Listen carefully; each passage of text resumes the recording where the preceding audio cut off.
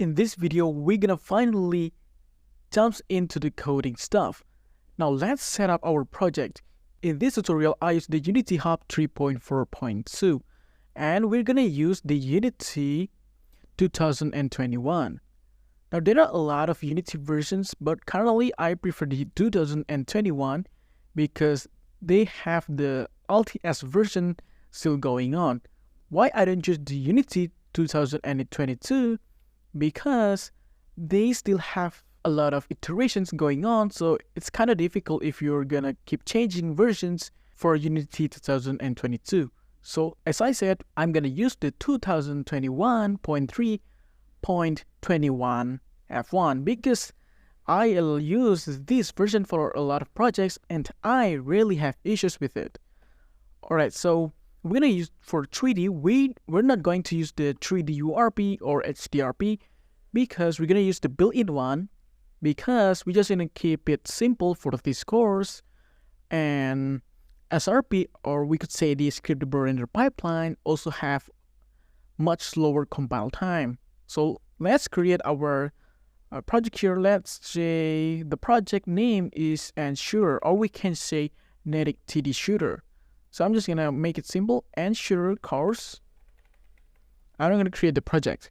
And for this tutorial, I'm using the Visual Studio 2022, which is this one. Visual Studio 22. Now, it's up to you to use your IDE or your code editor, but I just prefer Visual Studio in 2022. Now, finally, our project has been created by Unity. First, we're gonna set up the project structure and the packages we require for this tutorial. So let's head off to the package manager and we're gonna delete the unused packages such as the JetBrains editor, test framework, timeline, version control, visual scripting, and the Visual Studio code editor. So go ahead and remove all of the stuff that you don't need because they add bloats to our project and add much more slower compile time. Now for me, I already required the 3 basic packages from the Unity. Now we also need to adjust some settings on the project settings. In the project settings, we go to the editor section and scroll down below. We're gonna look for the enter play mode settings and we're just gonna enable this. So what happens if we do this? This is disabled by default by Unity. If we click play, we're not going to have any compile time anymore. So this is going to speed up our development time. And another thing I want to mention is also to change our game object naming here to be preferred this one, the third one, because this one has much bloat and this one just much simpler. All right. And then we all going to change my editor. You guys can change your editor too. So here's my preferred editor for now. We have a hierarchy over here, inspector here, and the project here. And another thing, I'm going to show you a great project structure for Unity. So we're going to create a folder here, and then we're going to name our project here, which is the Ensure. However, we also add a underscore on the front. So what does this do is this folder is always to be the top left. It will be much easier to find the main folder for this project. I'm gonna drag the scenes folder to our main folder. Now what we're going to do is install the Netick package. Prior to this version, I'm using the Netick 2 Beta 0.9.7. Go ahead and drag your Netick to your project structure. Now, upon importing, we're gonna get some errors. So the first thing we need to do is import the monocecil. So how do we get the monocecil? Is just going to the monocecil Unity here. Com Unity monocecil. So we're just gonna copy these until this one and go back to Unity package manager and add package from git URL. I'm gonna click add. Upon importing, we're gonna have another error which is saying that unsafe code may only appear if compiling with /unsafe. Now to enable this or to resolve this error, we're going to go to edit, project settings, we go to player and go to the most bottom here, we're gonna look for allow unsafe code. Now here. Now don't worry about unsafe. It doesn't mean it's that dangerous. It basically allows C# to be more C or C++, such as doing memory management manually. Now the error has been resolved. In Netick folder, I'm gonna drag and drop to the Netick folder to our project. Now let's clean up the Netick folder demo files. So in the Netick folder, we have such as the documentation, samples, scripts, and transport. So we don't need this documentation. We can delete those off. And then the samples, we have the Bomberman and the first-person shooter. So you guys can take a look by yourself in here. But for myself, or for these codes, we don't need them. Just gonna delete them from the project. And now let's also import some packages that going to aid us on our development to speed up the development process. So the first one we have is the Netick Tick Timer. So I made this package, and this package actually is powered by the Photon Fusion Tick Timer. So you're gonna check this URL. I'm just gonna add it to the description for this video. I'm gonna copy the Git URL over here and go back to Unity. We're gonna go to Package Manager and import. So what does this do? It allows us to synchronize timer easily using structs rather than using a float by subtracting it using delta time. Now there are also another packages we want to import. The second one is the Unity Toolbar Extender. This is optional, but I really recommend it to speed up our development time again. And again, I'm going to add the description link to this video. And lastly, we have for the Lean Twin. Now, Lean Twin is similar to Dou Twin. However, Lean Twin is just much simpler and doesn't require any crazy setup. And luckily, thanks to this guy, Johannes Demo, he created a Lean Twin that is compatible for the Unity Package Manager. So just go ahead for copy this link and then go back to Unity and import the Package Manager. Now there's also another packages I recommend, also made by me, that is similar to the Tick Timer. However, this is useful for offline games only and does not work for online games. So there's also usage and examples here. So this is basically Tick Timer for single player games. Now this is very fast and efficient, so we're just gonna go ahead and import it to our project. Now this may seem a lot of packages going on, but don't worry, we're just gonna get through one by one, so we will get familiar with them slowly. Now for the packages import is done, we're gonna create the script templates. Now what is script templates?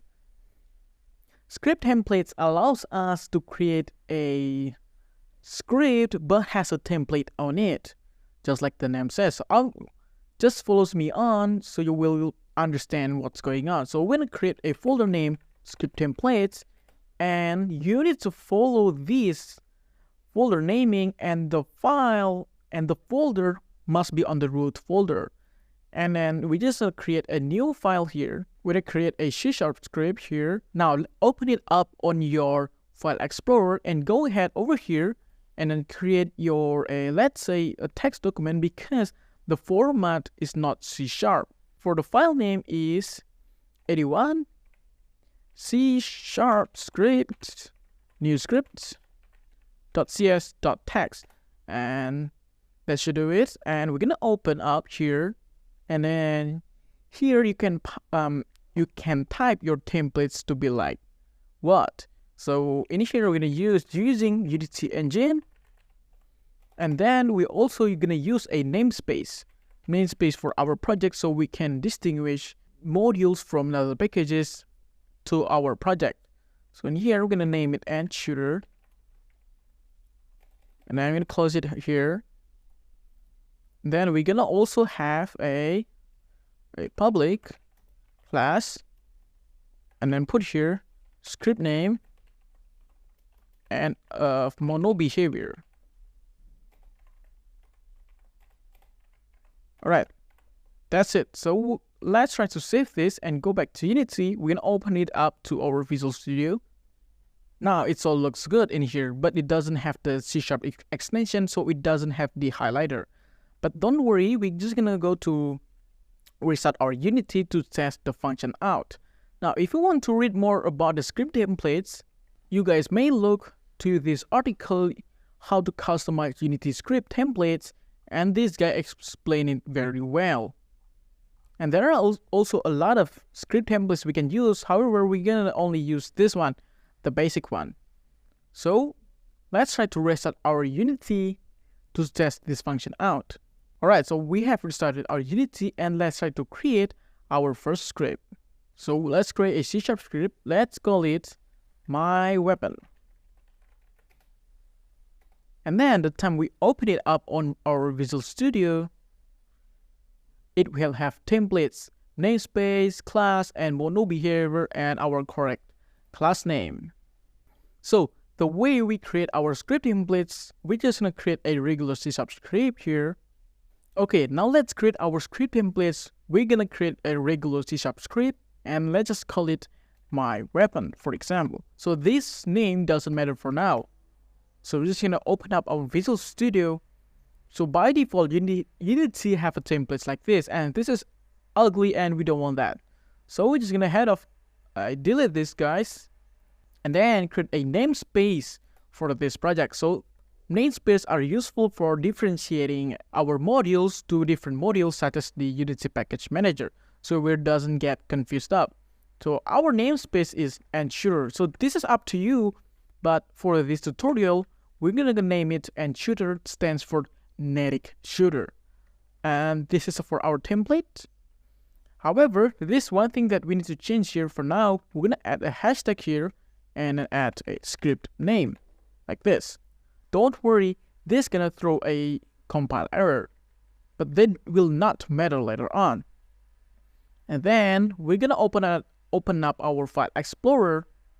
We're gonna change the file name to here. We're gonna change the file name to here, 81 C# script dash new script.cs.txt. Now this may seem weird, but Unity recognizes this kind of file. So we're gonna change the file name here. Then we're gonna delete the meta file here and just let Unity recompile.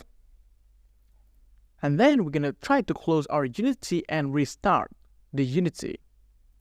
Alright, now let's try to create any script here. Let's try to create character. The time we type character, we have a template made by us. We have the namespace, the only namespace we used, and the class name and model behavior and other stuff is correct. So for the script template, it's done. We're going to delete this test script we just created on. Now, there's one more module we need to import, which is by Unity, which is the Text Mesh Pro. So whenever we try to create new UI, Text Mesh Pro, import TMP essentials,